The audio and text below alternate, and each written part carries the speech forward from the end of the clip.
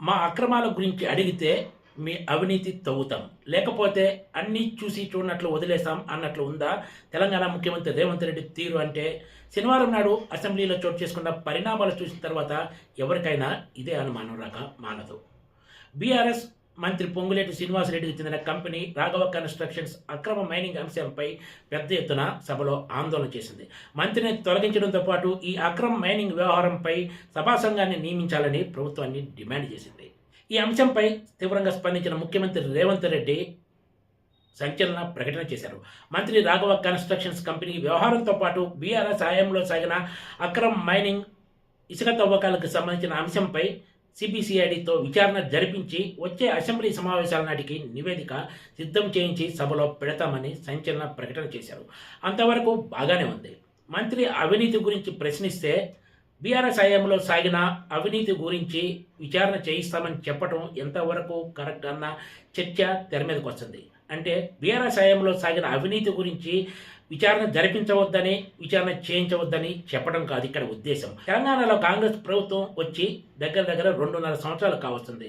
ఇసుక అక్రమ తవ్వకాలే కాదు, అక్రమ మైనింగ్ కి సంబంధించిన వ్యవహారంలో ముఖ్యమంత్రి రేవంత్ రెడ్డి దగ్గర ఇంత పక్కా సమాచారం ఉన్నప్పుడు ఇంతకాలం అసలు విచారణ జరిపించకుండా ఎందుకు మౌనంగా ఉన్నారన్నదే అసలు ప్రశ్న.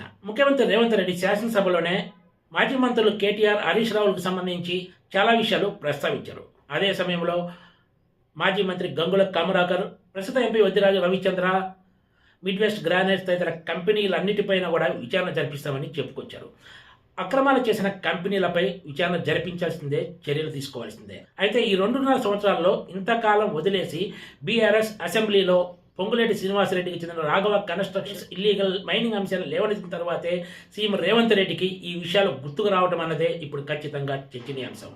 ప్రతిపక్షంలో ఉండగా ఎన్నో ఆరోపణలు చేసిన రేవంత్ రెడ్డి సీఎం అయ్యాక చాలా కన్వీనియంట్గా పలు కీలక విషయాలను పూర్తిగా విస్మరించారని చెప్పాలి. ఎక్కడి వరకు ఎందుకు, దేశవ్యాప్తంగా సంచలనం సృష్టించిన కాళేశ్వరం ప్రాజెక్టుకు సంబంధించిన అవినీతి విషయంలో కూడా అదే జరిగింది. ఏకంగా విచారణ పరిధినించే అత్యంత కీలకమైన మోటార్లు, పంపుల వ్యవహారాన్ని తప్పించారు. కాక్ కూడా ఇందులో భారీ ఎత్తున అవినీతి జరిగిందని గతంలో పలు నివేదికల్లో ప్రస్తావించింది కూడా. అయినా సీఎం రేవంత్ రెడ్డి ఈ అంశాలను పూర్తిగా విస్మరించేసి ఎవరిపై అయితే గతంలో తీవ్ర ఆరోపణలు చేశారో, అవినీతి పరులు, అక్రమార్కులు అంటూ సంబోధించారో, ఇప్పుడు వాళ్లతోనే కలిసి ముందుకు సాగుతున్న విషయం కళ్ళ ముందు కనపడుతోంది.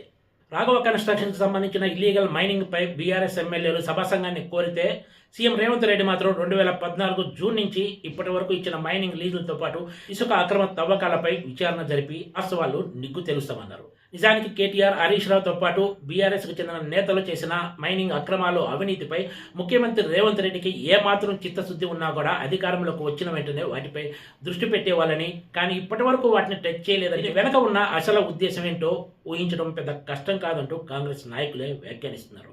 బీఆర్ఎస్ నేతలకు సంబంధించి సభలో సీఎం రేవంత్ రెడ్డి చాలా విషయాలు ప్రస్తావించారు. సీఎం దగ్గర అంత పక్క సమాచారం పెట్టుకొని కూడా ఇంతకాలం మౌనంగా ఎందుకు ఉన్నారన్న ప్రశ్న ఉదయించక మానదు. అక్రమ మైనింగ్, ఇసుక మాఫియాతోటి మాజీ మంత్రులు కేటీఆర్, హరీష్ రావులు వేల కోట్ల రూపాయలు కొల్లగొట్టారంటూ అసెంబ్లీ సాక్షిగా సీఎం రేవంత్ రెడ్డి ఆరోపించారు. అన్ని ఆధారాలు ఉన్నప్పుడు ఇప్పటి వరకు సీఎం రేవంత్ రెడ్డి వీళ్లను ఎందుకు టచ్ చేయకుండా ఉన్నారన్నదే ఇక్కడ కీలకం.